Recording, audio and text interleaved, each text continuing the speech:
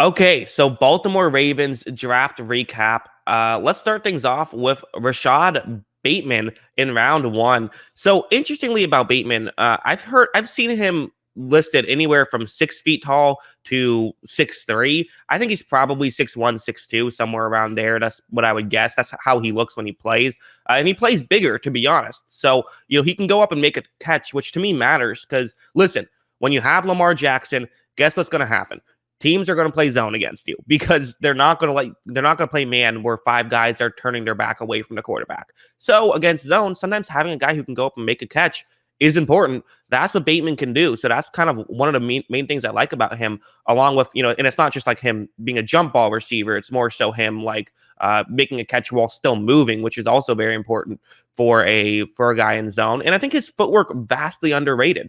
I hear it kind of a lot. I feel like there's so much to like about Bateman. He is kind of one of those receivers where I think, I might have had him at like 6 or 7. I forget which. I think I had him at 6 in terms of my receiving rankings. But at the same time, he was the last guy in that top tier of he checks every box. There's nothing you can say that's like bad about him. So I like it a lot. And I think that he's someone who has a lot of value in a position of need for the Ravens, where now potentially Hollywood Brown can kind of be that number 2 and you let Bateman be the number 1 guy.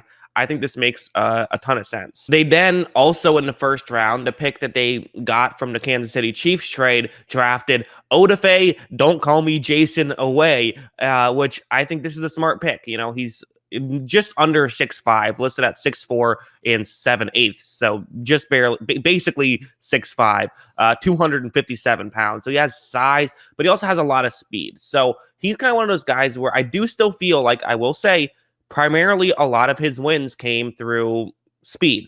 I'm not saying it's all just a pure speed rush, but it's all set up by speed. So that's kind of one of those concerns, I guess you could have, is that a lot of the wins that he did have in college and just a lot of the impressive pressures he had were from speed, but he has more strength than a lot of these other speed guys, which is what's interesting to me. Very good 3-cone trill at 6'9". So there you go. And again, according to his 40 time, he broke 4.4. That's a pro day time, so that means broke 4.5, which at his size is incredible. He's a physical freak.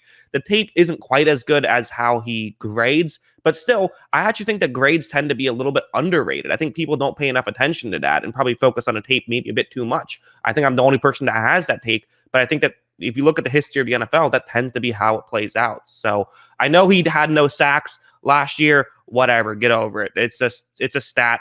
Stats don't matter. They really don't. There's no evidence to support that stats matter in terms of a college player turning into an NFL player. The games are just so different.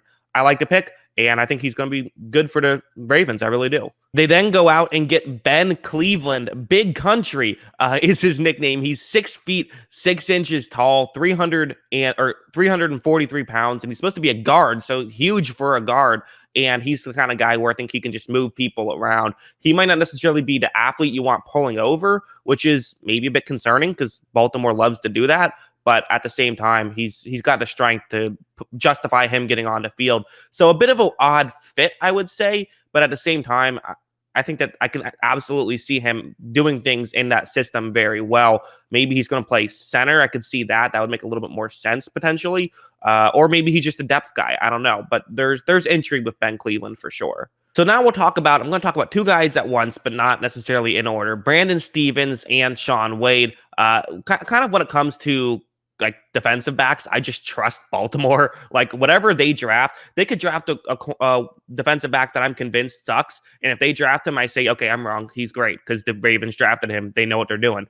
Shaun Wade's the more interesting one to me just because people were talking about him potentially being like a first round corner last year. And then he went to the outside and was not very good. So my understanding of it is that he could be a great slot corner, and getting him in round 5, that could be a potential steal. So I haven't watched a lot of tape on him. That's just from what I understand from reading about him, but that's very interesting.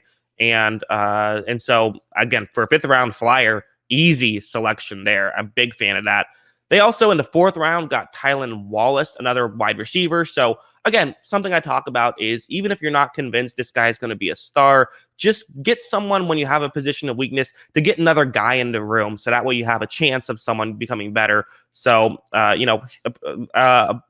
a lot of people say that, he's 5'11", but plays bigger. He's a physical guy. So, and he's a pretty good route runner. So that could be kind of what they need. I could see him being maybe a Willie Snead replacement with Tylan Wallace. So that's kind of why I'm interested in him. I mean, he'll get playing time when you have kind of a position of weakness, and it's wide receiver where you have so many guys step up throughout the course of a year. I'm sure he'll get playing time, and so hopefully he can make the most of it. Then they drafted Dalton Hayes, who is kind of a little bit of the opposite of away, and not exactly, but just in terms of the fact that, I guess opposite's the wrong word. Basically, what I'm trying to say is that Hayes did not measure well. He didn't measure horrible, but it wasn't well. He ran a 4.73 40, and he's definitely, he's 253 pounds, so that's not horrible. But again, pro day time's probably a little bit worse.